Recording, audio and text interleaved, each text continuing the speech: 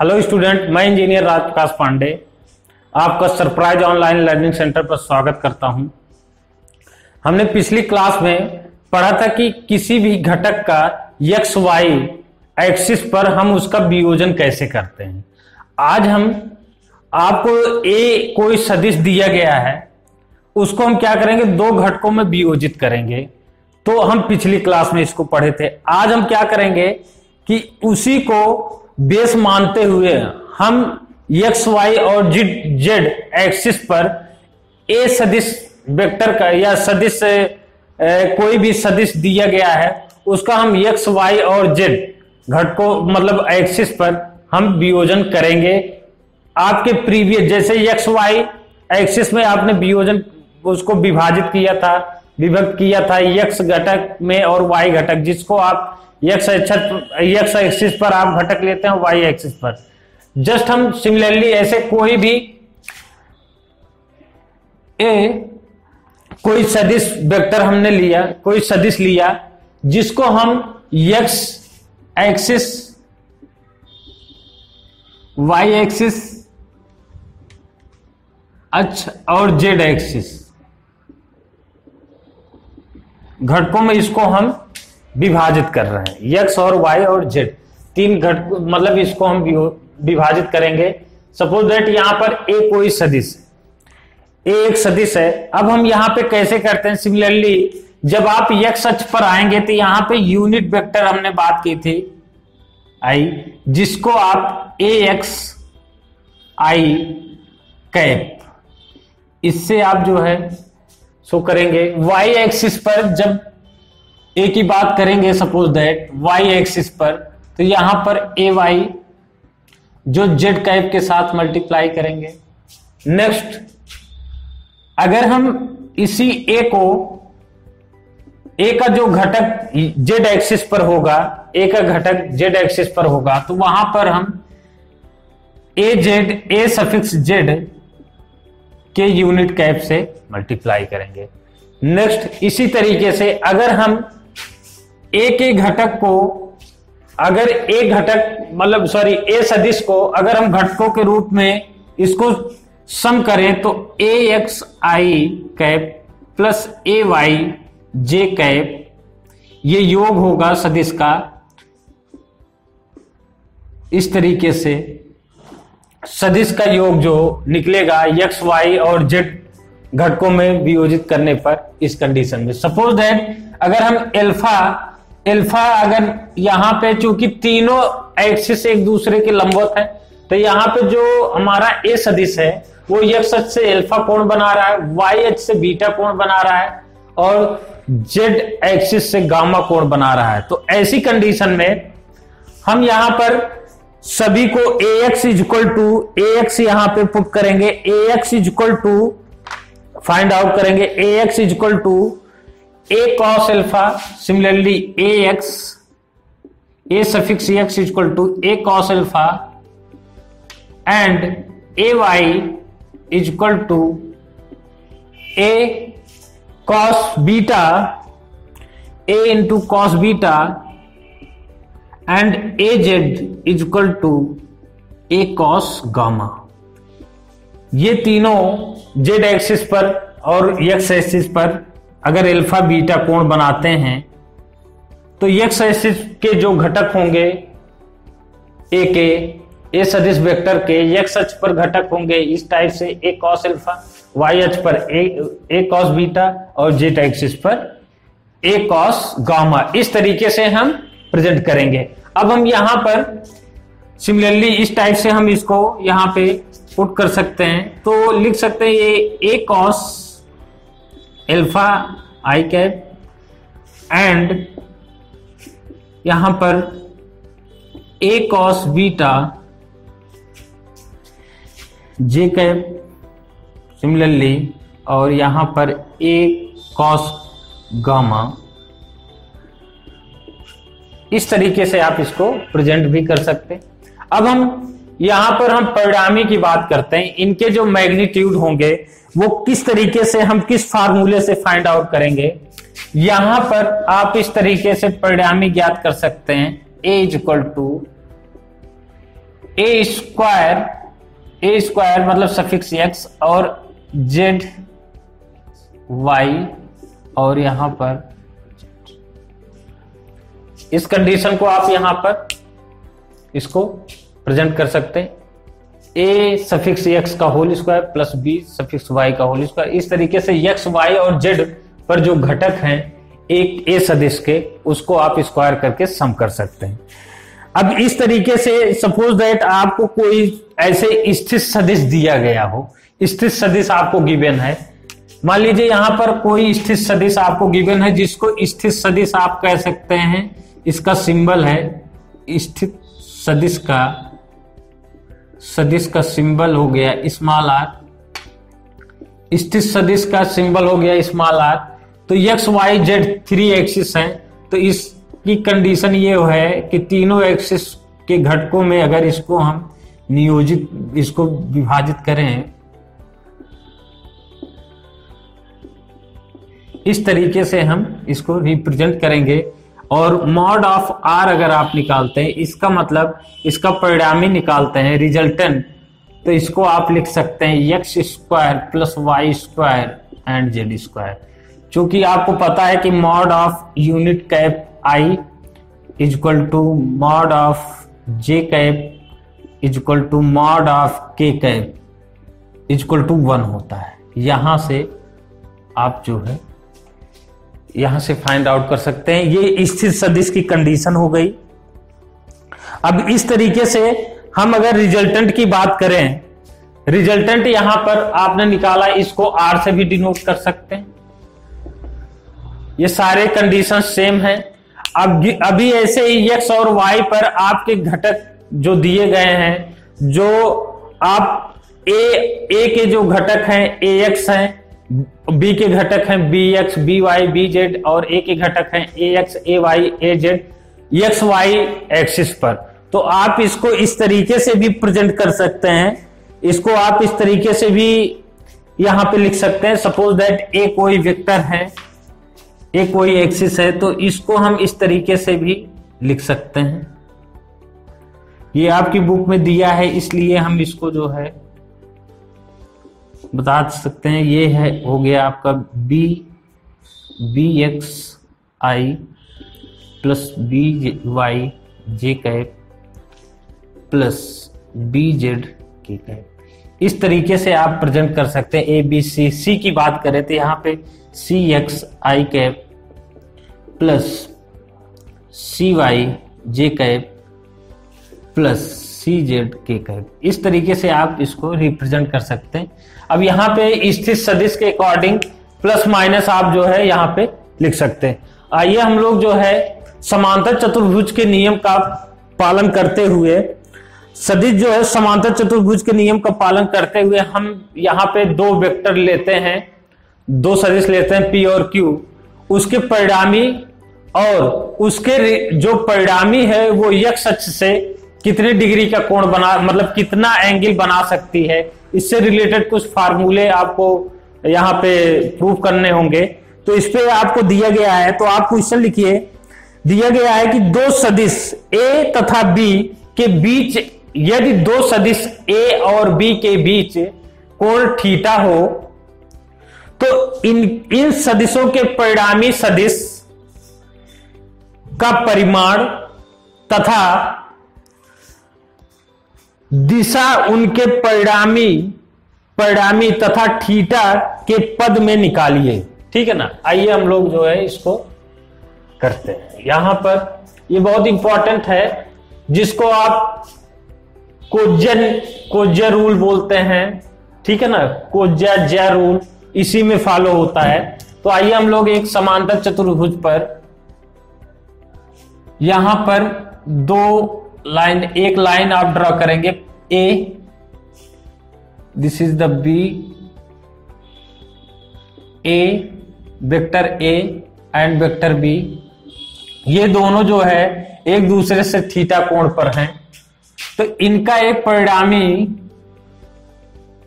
परिणामी जो A से अल्फा कोण बनाता है, वेक्टर A से सदिश A से कौन सा कोण बनाता है, अल्फा।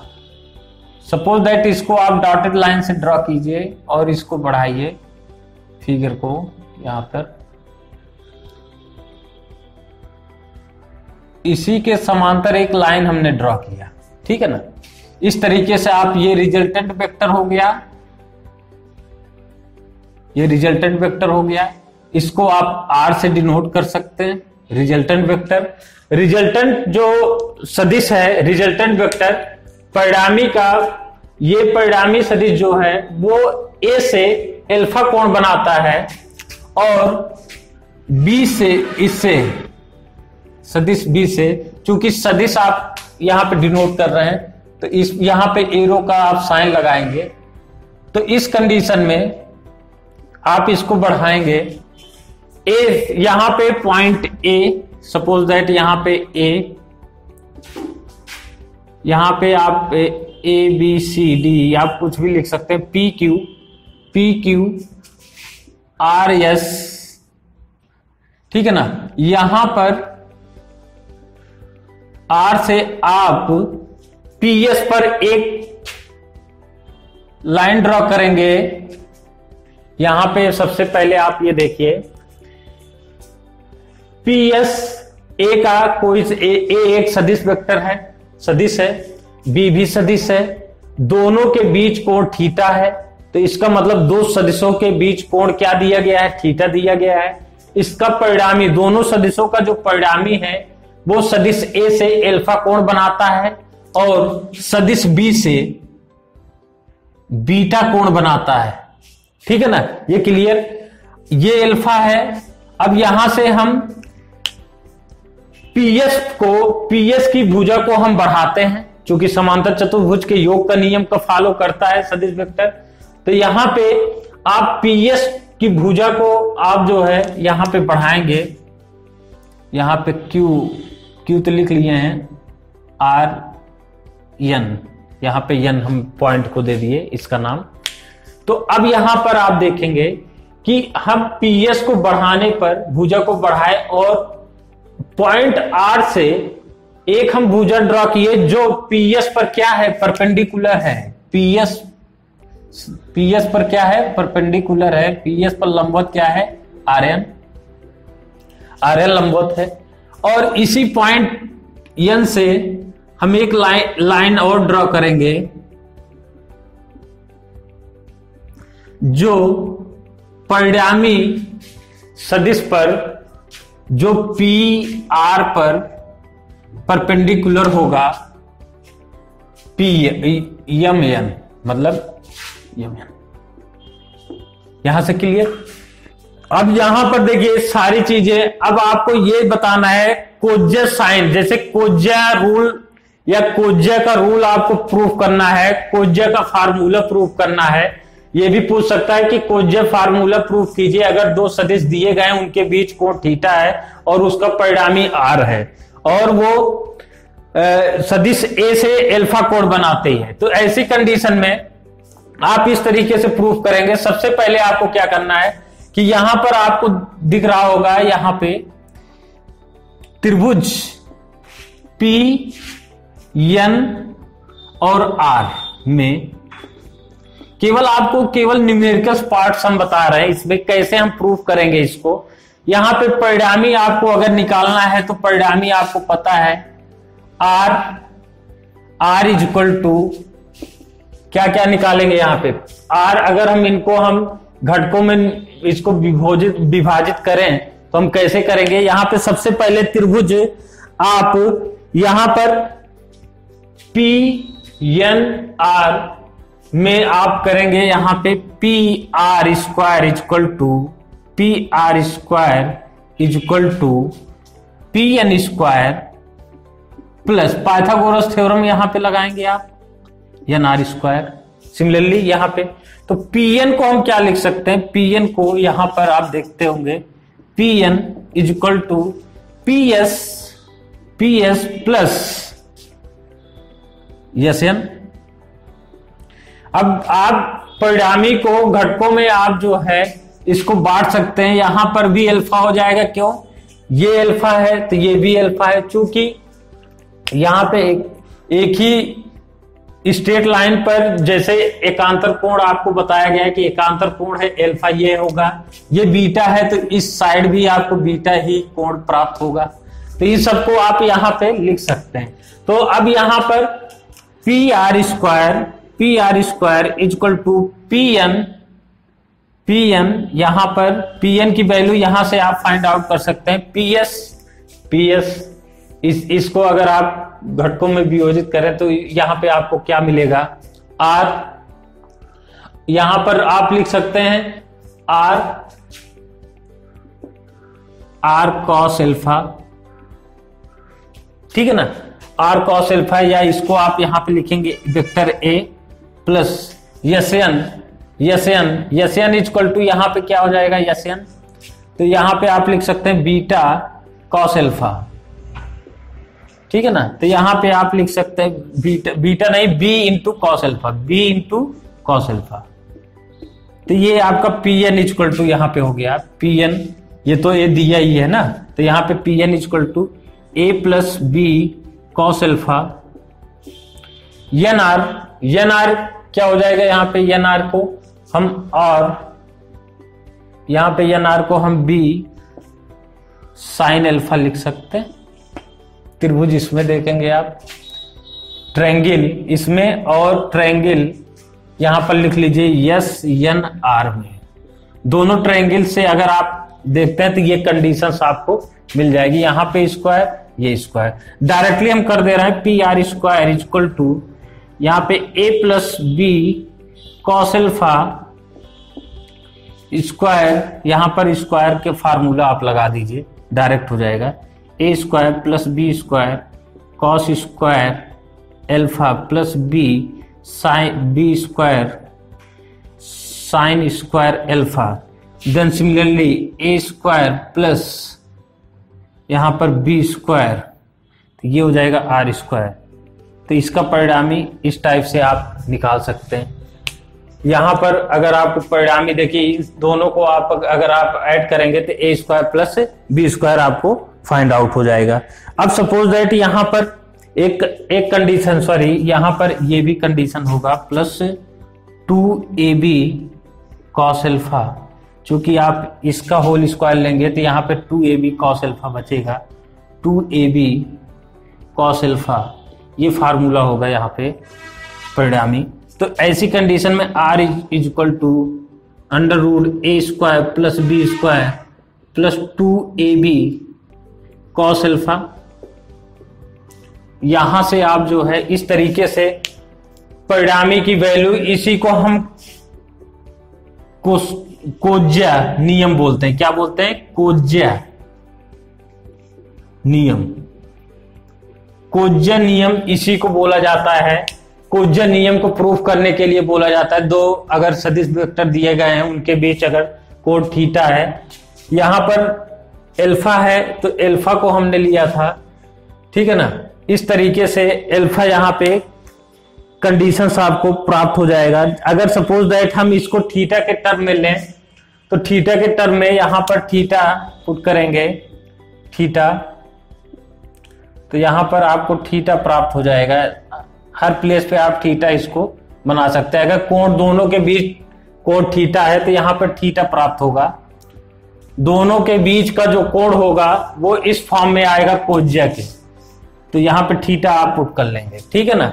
इस तरीके से आपको यहां पे ये बीटा, चूंकि थीटा यहां पे, इस तरीके से आपको जो है आप इसको फॉर्म कर सकते हैं। कोज्या का रूल इस तरीके से आपका ये परिणामी ज्ञात करने का। अभी एल्फा की अगर हम बात करें जो डायरेक्शन को शो करता है परिणामी का, तो tan alpha is equal to, यहां पर आप ये बीटा अगर यहां पर है ए वेक्टर के साथ अगर एल्फा कोण बना रहा है तो इसका फार्मूला हो जाएगा बी साइन थीटा अपॉन ए प्लस बी कॉस थीटा। इस फार्मूले को आप लिख लीजिए, इस फार्मूले को याद रखिए। इसी के अकॉर्डिंग आपको जो है न्यूमेरिकल सॉल्व कराए जाएंगे। हम लोगों का फोकस क्या है इस चैप्टर से, आपका जो है प्रूफ करने के लिए नहीं, इसका एप्लीकेशन आता है दोनों फार्मूले का। तो हम नेक्स्ट मैं नेक्स्ट क्लास में आपको जो है एप्लीकेशन को लेते हुए, फार्मूले को लेते हुए हम एप्लीकेशन के थ्रू जो है उसके न्यूमेरिकल्स को सॉल्व कराएंगे फिजिक्स के, ठीक है ना। नेक्स्ट क्लास में हम न्यूमेरिकल के साथ मिलते हैं। Okay, thank you.